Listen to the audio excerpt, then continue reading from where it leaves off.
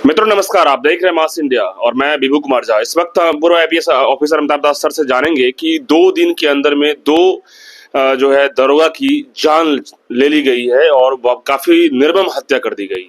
ऐसे में पूरा बिहार जो है शर्मसार है कि होली के अवसर पर में जहां पे सौहार्द की बात होती है वहां पर में दो सब इंस्पेक्टर की निर्मम हत्या हो जाती है और डीजीपी जो है मूक हैं और नीतीश कुमार जो है वो कह रहे हैं कि हम जो सुशासन चलाते हैं।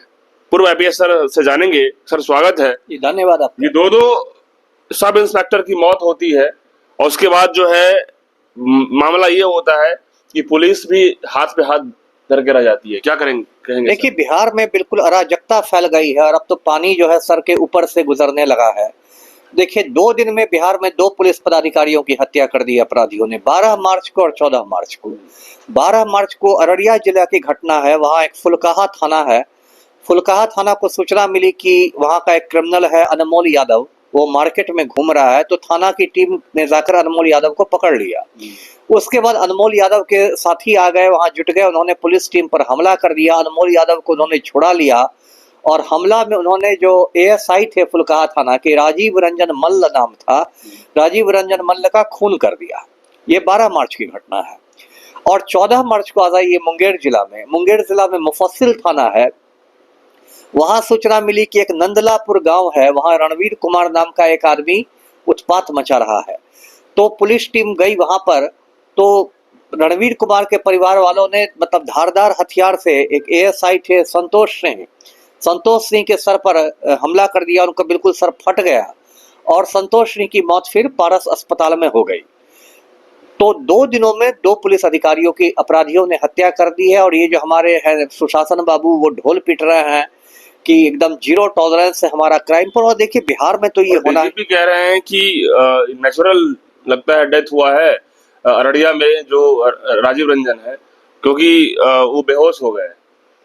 नहीं, बेहोश नहीं, नेचुरल डेथ यदि हुआ है, ये तो अब क्या मैं कहूँ, डीजीपी साहब लिपापोती कर रहे हैं। ऐसी बात है, राजनीतिक दबाव में ये सब कर रहे हैं। ये सब लिपापोती नहीं करनी चाहिए। डीजीपी पुलिस बल के मतलब प्रमुख हैं, उनको तो हाँ, अपराधियों पर ये करना चाहिए, अंकुश लगाना चाहिए। और वही तो, वो तो लग रहा है कि मामले की लिपापोती कर रहे हैं। तब तो इस तरह से कल उन्हीं के बयान से अभियुक्तों को वहां मदद मिल जाएगी।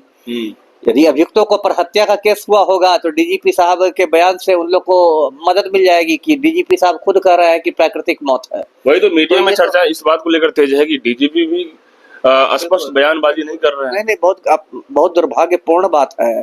और पूरे बिहार में मैंने कहा, दूसरी बात है कि यदि वो डीजीपी कह रहे हैं कि वो पहले से बीमार चल रहे थे, तो इस पे पुलिस प्रशासन पे ही तो सवाल उठता है। बयान चल रहे थे तो फिर उनको भेजा क्यों गया? हाँ। तो थानेदार पर कार्रवाई हो कि बीमार आदमी को क्यों अपने ड्यूटी पर भेजा, है ना? किसी पर तो कार्रवाई हो। जब पत्रकार ने सवाल पूछा डीजीपी साहब से कि सर कैसे जो घटना हुई है इसमें कहा जा रहा है कि ऊपर से हत्या करने की बात आ रही है, तो कह रहे हैं कि नहीं, हत्या करने की कोई ये बात कोई मतलब नहीं है। मतलब इस बात को लेकर है कि वो बीमार चल रहे थे और उसी स्थिति में जो है उनका। अब मैं क्या कहूँ, ये सब लिपापोती वाली बात है। ये सब से पुलिस का मनोबल टूटता है। ऐसा बयान नहीं डीजीपी को देना चाहिए। देखिए, पूरे बिहार में अभी क्या स्थिति है कि जो मुख्यमंत्री हैं पलटू राम, वो माफिया डॉन अनंत सिंह के चपरासी बन गए हैं। पूरे बिहार में माफिया का जो मनोबल है बहुत ऊंचा हो गया, आसमान छू रहा है। और पुलिस का मनोबल बिल्कुल टूट गया है। आज की स्थिति में ये जो अनंत सिंह है, वो बेउड़, एक बार बड़ी बात खत्म कर दे, बेउड़ जेल में बंद है और बेउड़ जेल में उसको मोबाइल की सुविधा मिली हुई है। वो गिरोह का संचालन कर रहा है। तो इसमें बताइए क्या होगा? पुलिस अधिकारियों की हत्या शुरू हो गई है और ऐसी स्थिति आ गई है कि बिहार में कि अब आईपीएस अफसरों ने इस्तीफा देना शुरू कर दिया है। पिछले कुछ महीनों में 2 आईपीएस अफसरों ने इस्तीफा दे दिया है। शिवदीप लांडे ने भारतीय पुलिस सेवा से इस्तीफा दे दिया, काम्या मिश्रा ने भारतीय पुलिस सेवा से इस्तीफा दे दिया। बताइए क्या हो रहा है बिहार में? मतलब बिहार में जो भी वरिष्ठ आईपीएस हैं वो इस्तीफा देकर ही अपना चैन ले रहे हैं। बिल्कुल, उनका दम घुटने लगा है। मुझसे बहुत सारे आईपीएस की बात होती है, एसपी लोग मुझे फोन करते हैं, डीआईजी लोग फोन करते हैं। वो लोग बोलते हैं कि सर हम लोग तो पॉकेट में इस्तीफा लेके घूम रहे हैं। हाँ। जब मुख्यमंत्री माफिया सरगना के गिरोह में शामिल हो गया है तो हम लोग क्या करेंगे? मतलब आईपीएस का पोस्ट जो है पॉकेट में लगे अब घूम रहे हैं, इस्तीफा लेके घूम रहे हैं। और अभी मैं आपके चैनल के माध्यम से भविष्यवाणी करता हूं कि आने वाले कुछ महीनों में चुनाव के पहले लगभग 1 दर्जन और आईपीएस इस्तीफा देंगे। क्योंकि वो लोग कह रहे हैं कि अब स्थिति बर्दाश्त के बाहर हो गई है, मुख्यमंत्री माफिया गिरोह में शामिल हो गए हैं। अभी देखिए 15 दिन पहले जो बिहार में पर्यटन मंत्री बनाया गया है राजू सिंह को, वो हत्यारा है। राजू सिंह ने 1 जनवरी 2019 को दिल्ली में श्रीमती अर्चना गुप्ता की हत्या कर दी थी। दिल्ली पुलिस ने राजू सिंह को चार्जशीट किया, कोर्ट में राजू सिंह पर मामला गठित हो गया, आरोप गठित हो गया और उसको बिहार का पर्यटन मंत्री बना जा रहा है। बड़ा सवाल ये है कि गृह मंत्रालय किसके पास है? पलटू के पास है और किसके पास है? मेरे पास है। तो उनके जब पास है तो लॉ एंड ऑर्डर उन्हीं के पास है। अरे देखिए, मुख्यमंत्री की तो ओवरऑल जिम्मेदारी है। मान लीजिए गृह मंत्री कोई दूसरा भी होता तभी मुख्यमंत्री तो सभी विभागों का प्रधान होता है ना, सभी विभागों का प्रधान होता है। लेकिन मुख्यमंत्री कभी अनंत सिंह के चपरासी बन जाते हैं, कभी देखिए आनंद मोहन जो एक सजा याफ्ता खूनी था, उसको जेल से बाहर करने के लिए पलटू राम ने बिहार के पुलिस जेल मैनुअल में संशोधन कर दिया, बिहार सरकार के कायदे कानून बदल दिए। और देखिए अब उसके साथ, क्योंकि इनको राजपूत वोट बैंक में संधमारी करनी थी पलटू राम को, और बिहार के आईएएस आईपीएस लोगों से भी कोई उम्मीद नहीं के लिए ये लोग मर्दाना कमजोरी के शिकार हो गए हैं। देखिए जब एक आईएएस के हत्यारे को छोड़ा गया आनंद मोहन को, तो आईएएस एसोसिएशन को उसका विरोध करना चाहिए था। तो लेकिन आईएएस चौपट राजा, अंधेर नगरी चौपट राजा है और मतलब कुछ हो नहीं रहा है। पलटू राम का एक तकिया कलाम है, 2005 के पहले होता था जी, 2005 के पहले होता था जी, तो ये क्या हो रहा है? तो अब सर ऐसे में होगा क्या, स्थिति क्या होगा? अब तो देखिए कायदे से तो बिहार में राष्ट्रपति शासन लगना चाहिए था। भारत के संविधान में धारा 356 है, 356, उसमें प्रावधान है कि यदि किसी राज्य में संवैधानिक व्यवस्था मतलब ध्वस्त हो गई हो तो राष्ट्रपति शासन लगेगा। इमरजेंसी नहीं, इमरजेंसी अलग चीज है, मैं राष्ट्रपति शासन की बात कर रहा हूँ।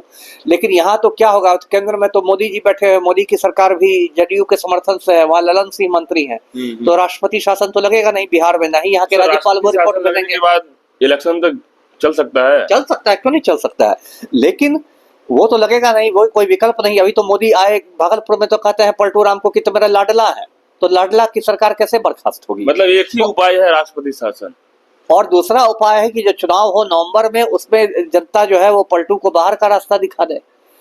जनता ही ना मालिक है सबकी, तो यदि नवंबर में सब चुनाव में तो जब जनता वोट देगी तो उसी में क्लियर होगा, तो जनता को अब देखना चाहिए कि बिहार किधर जा रहा है भाई। तो यही मैं अपील करूंगा जनता से कि भाई जो अक्टूबर नवंबर में चुनाव होंगे उससे पलटू राम को बाहर का रास्ता दिखा दीजिए, तभी माफिया की मतलब आप तोड़ सकेंगे कमर, और नहीं तो आज की तारीख में तो बिहार में माफिया राज। कुछ लोग कह रहे हैं कि सरकार किसी का भी हो, लेकिन माफिया तंत्रों को लगाम लगाना तो डिपेंड करता है कि कौन टाइट रहेगा।